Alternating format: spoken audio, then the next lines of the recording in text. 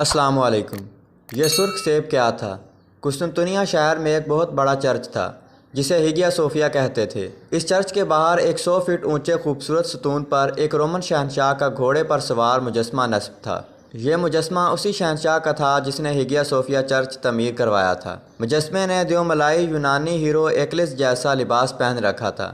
اس کے ایک ہاتھ میں گلوب تھا جس میں سلیب گڑی ہوئی تھی۔ یہ سلیب اور گلوب پوری دنیا پر عیسائیت کے غلبے کی علامت تھی۔ یورپ میں مشہور تھا کہ جو شخص قسطنطنیہ کو فتح کر کے یہ گلوب اور سلیب حاصل کر لے گا وہی پوری دنیا کا شہنشاہ ہوگا۔ چنانچہ اس شہر کو فتح حکمرانوں کے لیے ایک چیلنج بن چکی تھی۔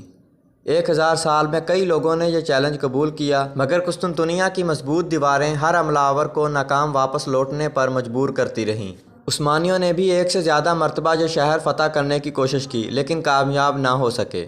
ترک اس سلیب والے گلوب کو سرخ سیب کہتے تھے کیونکہ سرخ سیب ان کے نزدیک پوری دنیا پر حکمرانی کی علامت تھا۔